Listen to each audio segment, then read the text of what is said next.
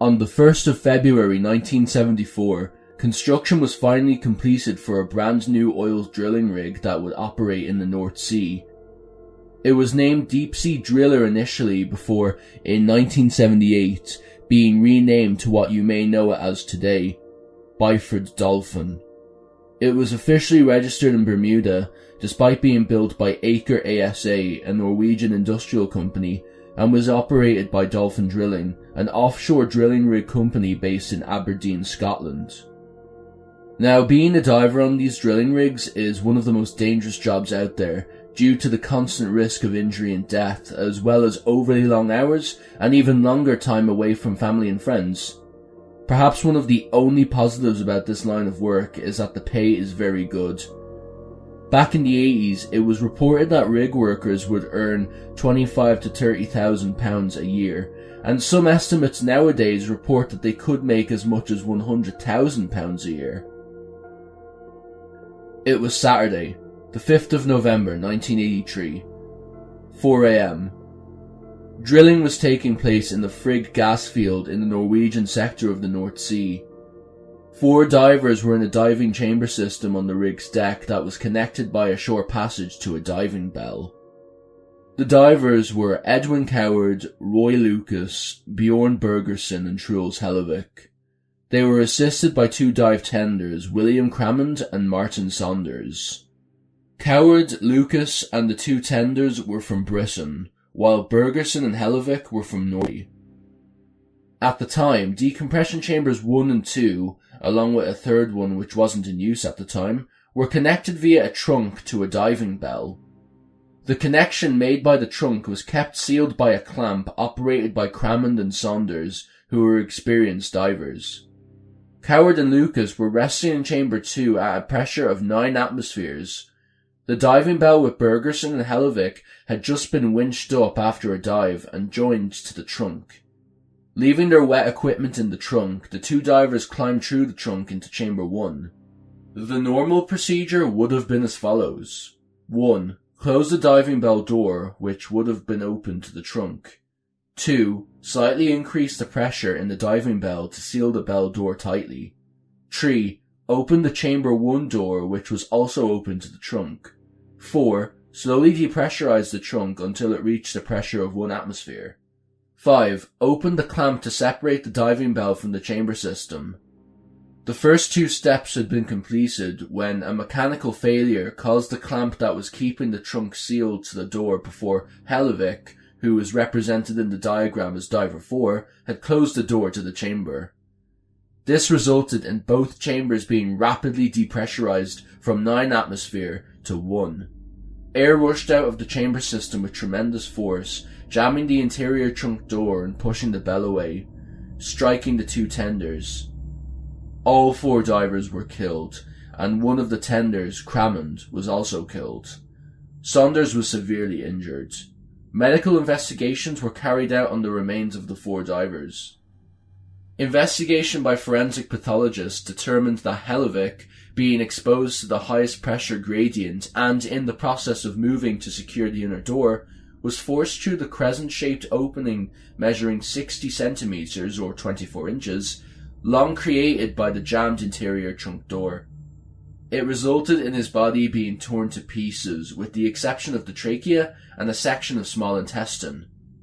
These were projected some distance from the bell, with one of them being found 10 meters vertically above the exterior pressure door. Initially, it was thought that the accident was caused by human error on the part of the dive tender who opened the clamp, but it was later attributed to engineering failure. The Byford Dolphin was not equipped with fail-safe hatches, outboard pressure gauges and an interlocking mechanism, which would have prevented the trunk from being opened while the system was under pressure. The North Sea Divers Alliance, formed by early North Sea divers and the relatives of those killed, continued to press for further investigation and, in February of 2008, obtained a report that indicated the real cause was faulty equipment. Claire Lucas, daughter of Roy Lucas, said, "I would go so far as to say that the Norwegian government murdered my father because they knew that they were diving with an unsafe decompression chamber. The families of the divers eventually received compensation for the damages from the Norwegian government 26 years after the incident. Now, this wasn't the only fatal accident to occur on the Byford Dolphin. Almost 20 years after the decompression incident, on April 17, 2002, a 44-year-old Norwegian worker on the rig was struck on the head and killed in an industrial accident. Details about this are few and far between, but the accident resulted in the rig losing an exploration contract with Statoil, which expressed concerns with the rig's operation procedures. The incident cost the company millions in lost income. In 2016, the Byford Dolphin was taken out of service, and in 2019 it was scrapped. To end this part of the video, I'm going to read segments from an interview with Marcin Saunders in 2009, who was the sole survivor of the incident, conducted by Dagbladet, a famous Norwegian newspaper. The days were extremely exhausting on the Byford Dolphin. We could work up to 18-hour shifts, then get back to the chamber, sleep for 3 hours before they woke us up and commanded us back into the diving bell for another 14 to 18 hours. At one point we refused to dive because we were so bloody tired. The oil company Elf then told Comex, "Make them dive or you'll lose the contract." I was a bit further away when I decided to walk towards Cramond. When the blast occurred, I was approximately 1 meter away from the bell. Everything went black for a few seconds. Then I felt a combination of comfortable warmth and insane pain. My face was so messed up that they didn't recognize me when they found me. They found me with my upper body partly under the 4-ton diving bell. For a moment they thought I was dead, so I tried to move my fingers so that they would see I was still alive. Inside the helicopter, Saunders noticed that his lungs had collapsed. He later said, "I knew I had to keep breathing or else I'm done."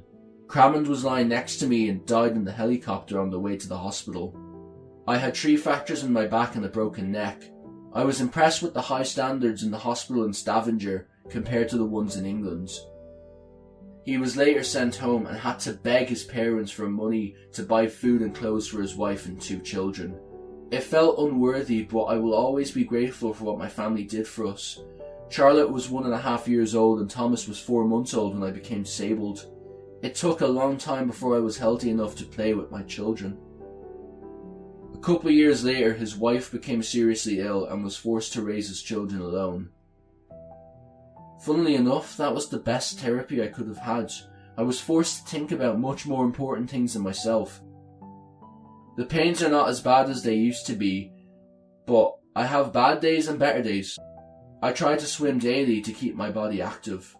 Cramond would have never released the clamp had he been in doubt that everything was all set. What happened was a combination of everyone being exhausted, unclear orders drowned out by the noise of the heavy winds, massive waves and machinery on the rig.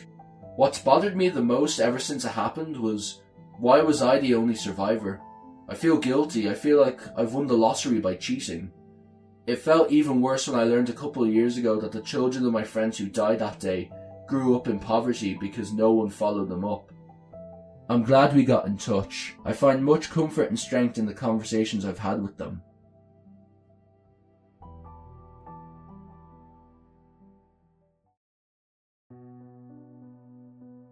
When it comes to countries with high crime rates, I'm sure one that doesn't cross your mind is Greenland. But yet there are surprisingly high figures. This is because a large proportion of Greenland's population are hunters, and laws restricting ownership and storage of firearms are very light compared to Denmark's. In the Inuit society, punishment for crimes traditionally was lenient, as everyone was needed to survive in the harsh, isolated environment of Greenland. In the 20th century, perpetrators of even relatively serious crimes such as rape and murder often were allowed to serve their sentence in the open or semi-open prisons and institutions of Greenland. Those considered a significant risk to society were transferred to a closed prison in Denmark. Narsaq, with around 1,300 people of mostly Inuit ethnicity, is one of the largest towns in Greenland. During the New Year's party after the turn of the year from 1989 to 1990, student Abel Clemenson got involved in a dispute with his best friend for taking the side of a girl he was angry at. Feeling betrayed, he then went home and later returned to the party with a semi-automatic rifle from his parents' house with the intention to kill all attendants of the party and then take himself out. Clemenson then opened fire in a boarding house complex in Ungbo, being used as a club. In 2 rooms on the first floor, he shot 3 women and 4 men, including his own brother, who was wounded by a shot to the cheek. 3 men and 2 women died at the scene, while 2 more women died at a local hospital. All those killed were shot in the head. While walking downstairs to the living room, he shot a 4th woman. He fired 11 rounds and hit all of his victims in the head. He was drunk at the time of the crime. After the shooting, Clemenson then went home to sleep, where he was later arrested by police and placed in custody. The crime scene was described as gruesome by the police. A team of police forensic scientists travelled to Narsaq from Copenhagen to investigate the killings, but were delayed by heavy snowfall. Those killed, all Inuit like the perpetrator, were identified only as 3 men aged 18, 33 and 34, and 4 women aged 18, 19, 26 and 29. The wounded man was only identified as a 22-year-old man in stable condition with head wounds. Clemenson was later diagnosed as suffering from narcissistic personality disorder and was sentenced to indefinite detention at a psychiatric institution in March of 1991.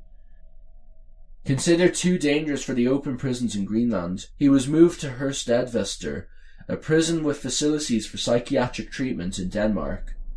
Following an assessment, Clemenson was allowed to serve at a semi-open facility in 2008. He requested parole in 2011 but was denied. In 2015, the High Court of Greenland granted him a 5-year parole and he was released.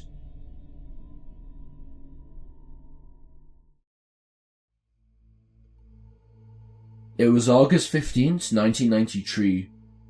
A modern at the time ship named the Barbel was to deliver rapeseed from London to Rostock, northern Germany. It was being captained by 50-year-old Heinrich Telkmann. Unfortunately, the ship never made it to its destination, much to the worry of Telkmann's wife as well as the families of the other 5 on board. It was not until 10:45 on Wednesday the 19th of August when Danish fishermen in the North Sea found 2 life rafts. One was empty and the other found contained one of the occupants, 28-year-old Andrei Lapin of Kaliningrad, Russia. The Barbel itself was found later and the reason for the lack of communication became clear.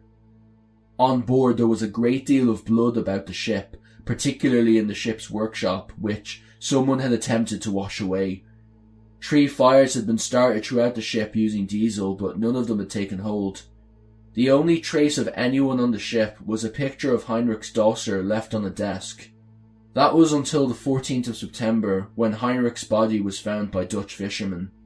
None of the other missing men have ever been found. Lapin most likely weighed them down with scrap iron and threw them overboard. Lapin initially told Danish investigators that he'd saved himself from a fire whilst the other crew members were drowning. This later changed to a dispute over pay and working conditions between Heinrich and the sailors. He alleged that 2 sailors had used an axe to kill Heinrich and the other sailors and threatened him, whereby Lapin killed both of them in self-defense. As he feared no one would believe his story, he decided to dispose of the evidence and took the money to give to the families of the missing men. Lapin was charged with arson and 5 counts of murder and deported to Germany from Denmark on the 13th of December. Lapin's initial trial began on September the 5th, 1994. He refused to talk to German authorities before his trial, yet turned up to his hearings at Osnabrück District Court smartly dressed and answered all questions put to him. At the trial, his story changed again. Lapin and the ship's helmsman had teamed up to investigate what happened to the captain, and upon finding him dead in the ship's workshop, they were attacked by the other sailors aboard the ship. Lapin managed to escape, but the helmsman wasn't so lucky and was killed by the team of sailors. After witnessing what had happened, Lapin hid at the bottom of a ladder to allow him to pick them off one by one.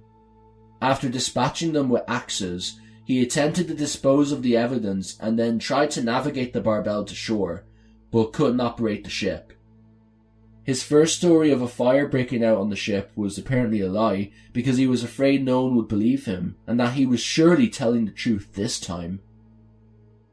On the 3rd of February 1995, Lappin left the courtroom a free man to the lack of evidence against him. He was allowed to keep 60,000 Deutschmarks. After his acquittal, Lappin applied for a job on the Barbel again through Heinrich's wife, who now owned the ship. Needless to say, he didn't get the job.